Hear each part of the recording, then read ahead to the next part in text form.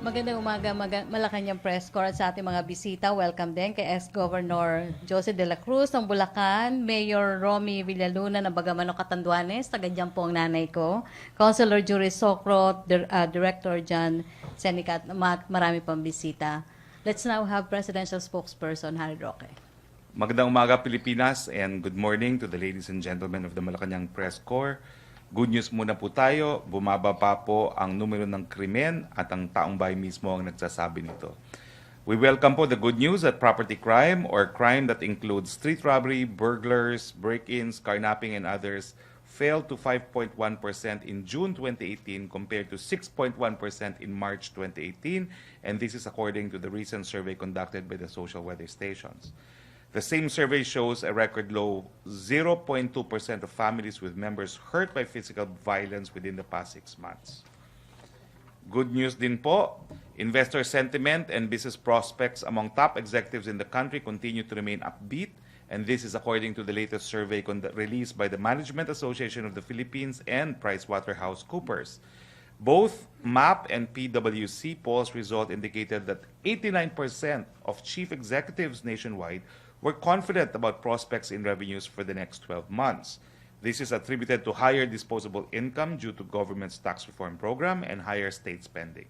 In addition, the poll reported that 79% of respondent CEOs expected the Philippine economic growth to outpace the average growth of the Association of Southeast Asian Nations. Further good news, 3.4 billion pesos po ang nilaan ng Department of Budget and Management para sa financing program ng Kagawaran ng Agrikultura sa susunod na taon. Ang Subsidy to Credit program ng DA ay magbibigay ng flexible non-collateralized production loans, quick response post-disaster loans na walang interes, at iba pang loans para sa pagbili ng mga makinaryang pang-agrikultura. Dagdag pa rito, susuportahan rin ng programang ito ang mga negosyo ng mga kapatid nating katutubo at mga grupo ng magsasaka na may kinalaman sa pangangalakal at progreso ng agro-fishery products. And final good news is magandang balita sa mga commuters. Sa susunod na buwan ng Oktubre ay bubuksan na po ang Parañaque Integrated Terminal Exchange. This aims to provide seamless transfer of passengers from one transport mode to another. Mula bus ay makakalipat at makakasakay na po ng taxi o jeep ang mga pasahero. Inaasahang makakatulong ang proyektong ito upang maibsan ang traffic sa Metro Manila dahil hindi na kinakailangan pang pumasok ng Maynila ang ilang bus mula sa lalawigan ng Laguna, Batangas at Cavite. Ayon sa Department of Transportation, mahigit 200,000 na commuters ang makikinabang dito araw-araw. Questions from the Malacañang Press Corps, please. And basic question, Rose Novenario to be followed by Joyce. Hi sir, good morning. Good morning. Sir, reaction lang po ng Malacañang dun sa pagbisita ni Josh Morris, yung Chief ng Internal Political Unit ng US Embassy, kay Senator Trillanes at sa iba pang mga senador sa kahapon, sir. Wala po.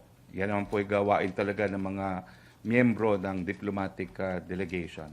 Tapos wala pong detalyeng sinabi yung mga binisita niyang senador. Ano, may tingin niyo merong something na inaalok ba ang US kay Trillanes or kasunod kasi po ito ng pagkikita nila US Ambassador at ni Pangulong Duterte?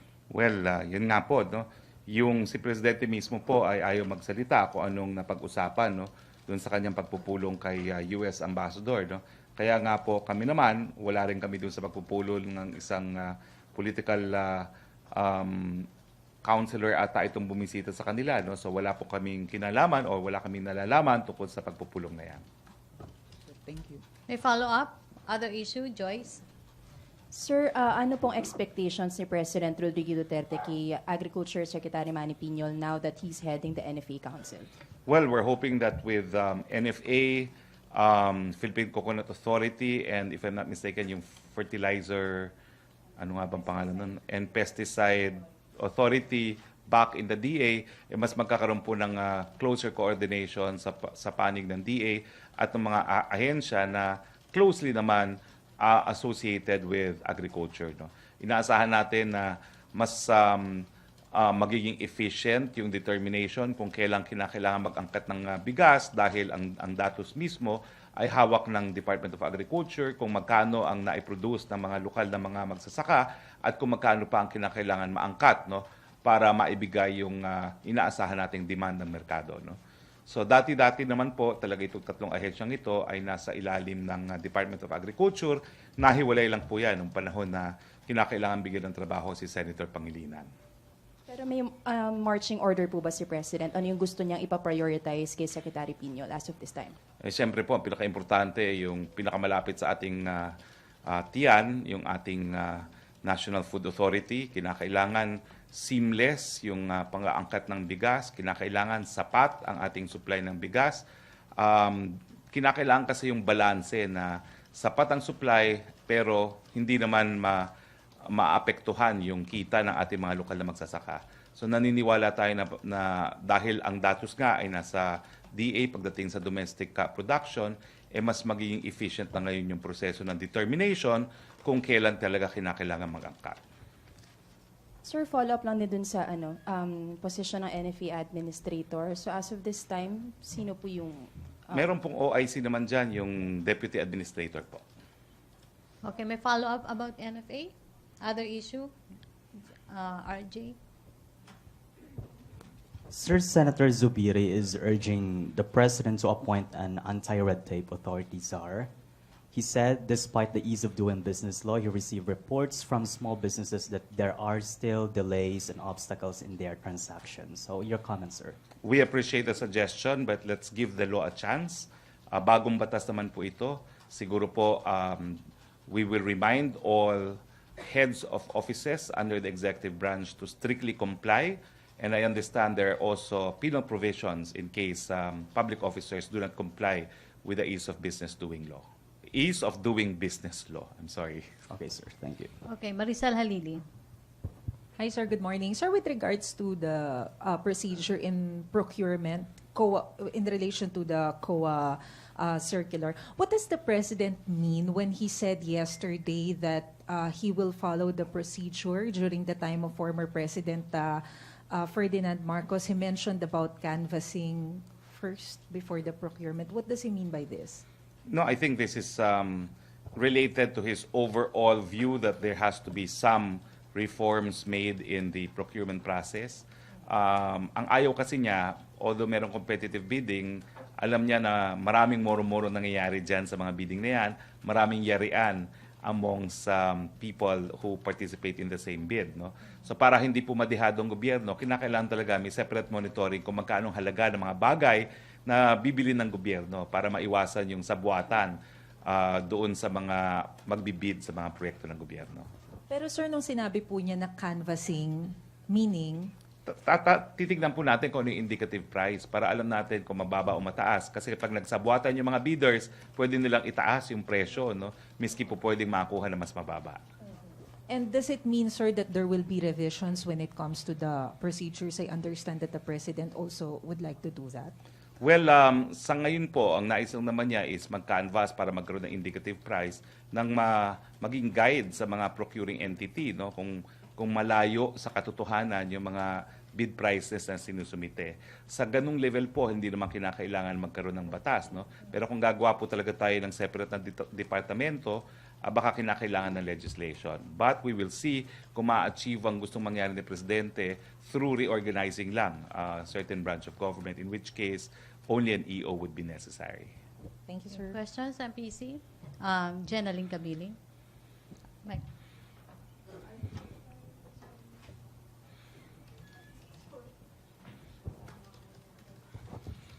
Sir, the President mentioned he would create a body an office of checks and balances to monitor government procurement. How soon will this be formed and who will consist of the body?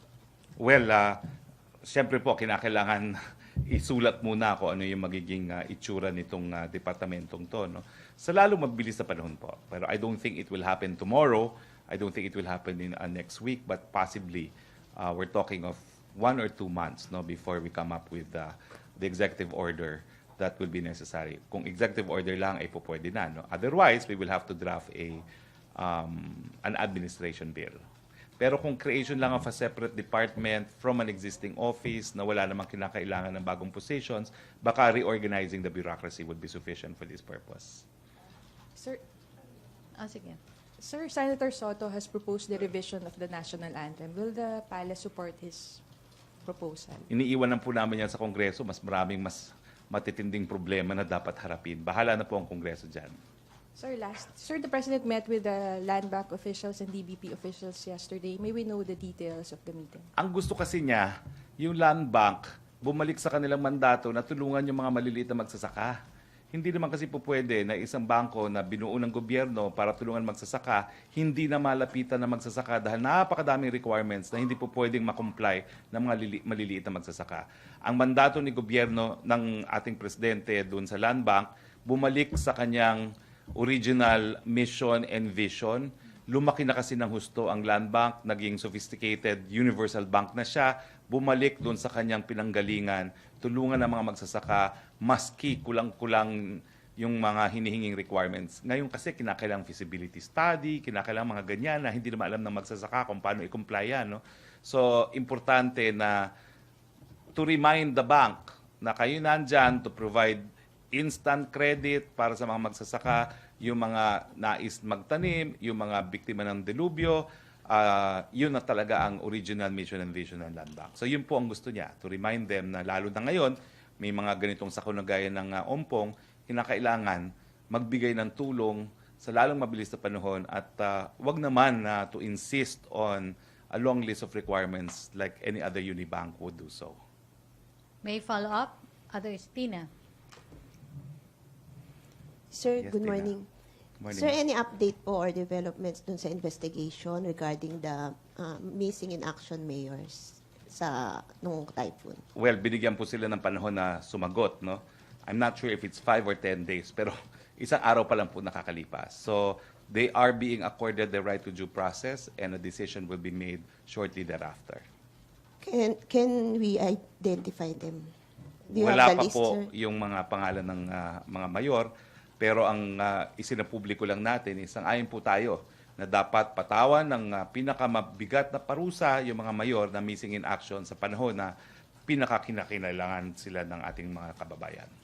Sir, on another issue, I think the President met with top intelligence officials yesterday in Malacañang.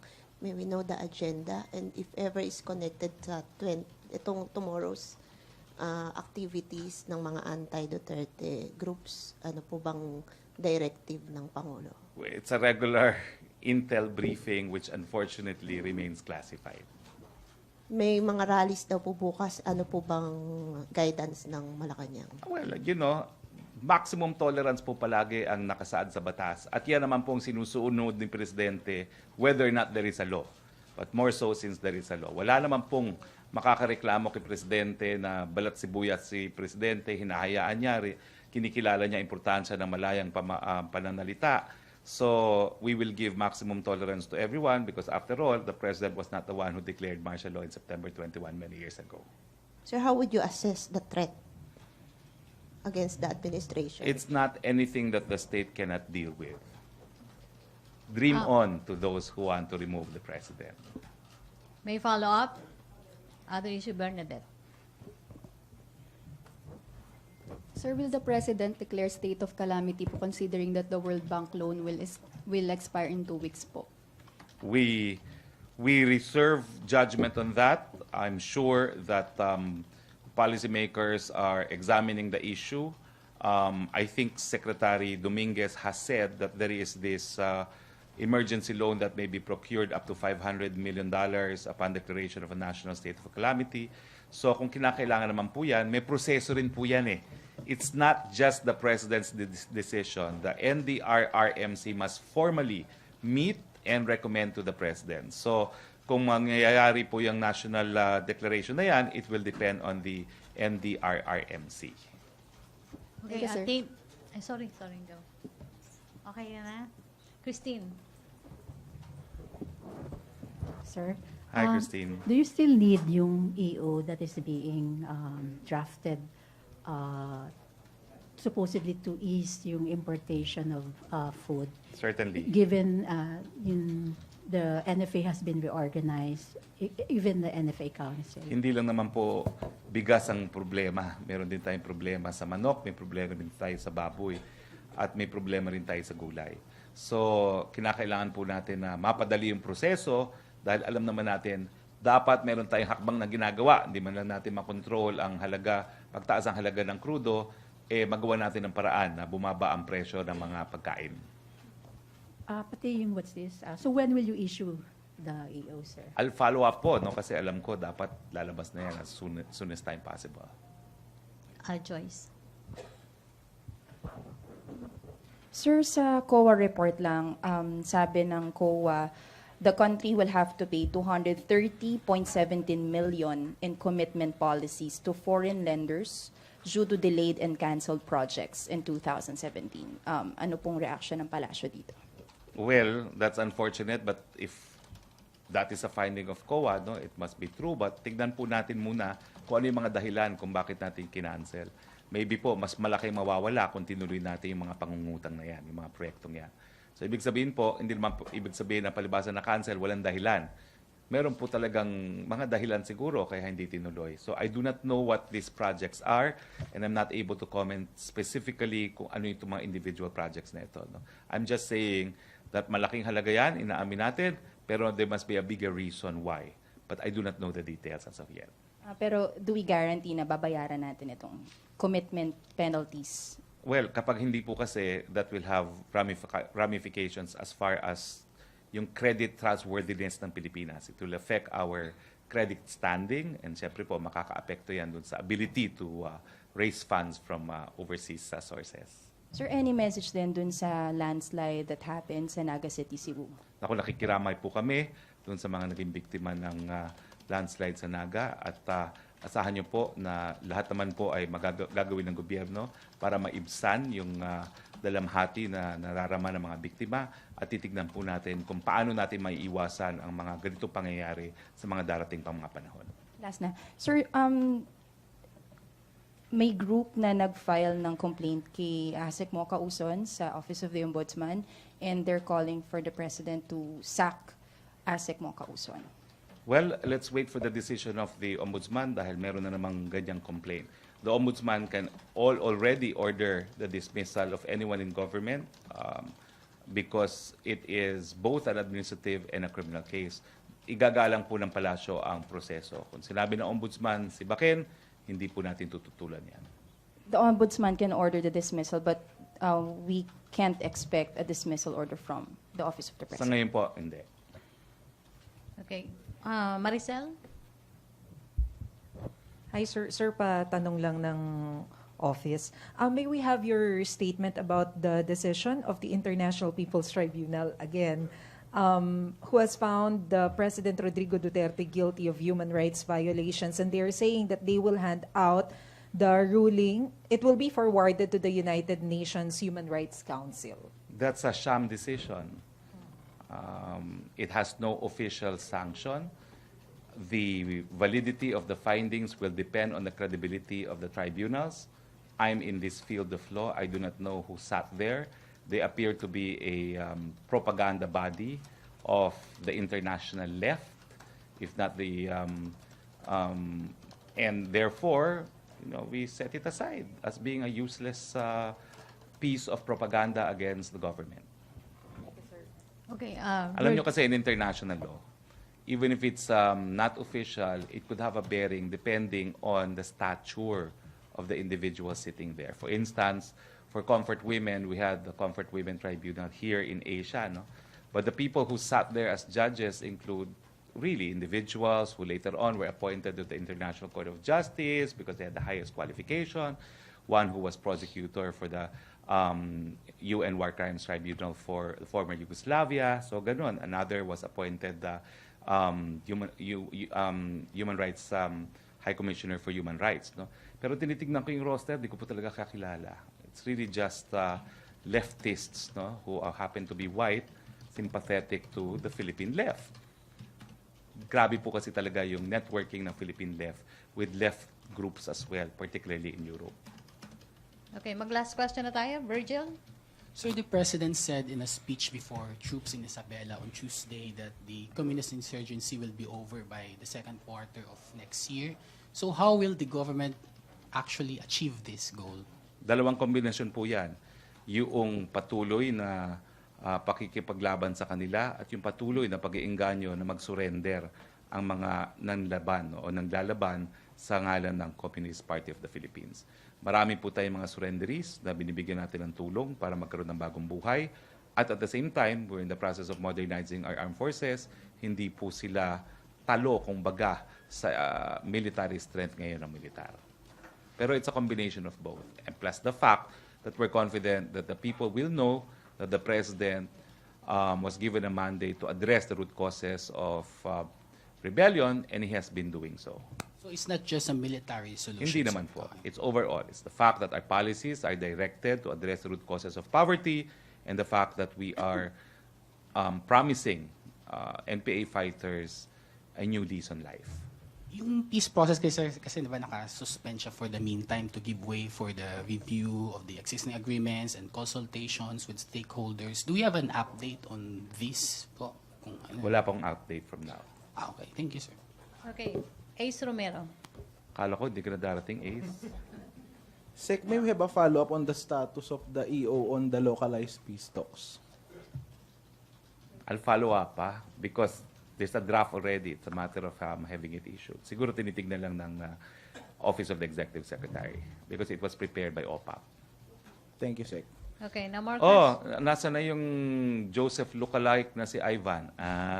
Wala ka bang tanong, Ivan? Ivan, may question ka? Kasi pinakamaraming tanong si Joseph eh. Since you're representing him, baka may tanong ka. Okay, break daw today. Okay. Okay. No more questions. Salamat. Thank you. See you on Monday. Thank you, Presidential Spokesperson Harry Roque, sa mga bisita natin at sa MPC, back to our main studio sa Radyo Pilipinas and People's Television Network.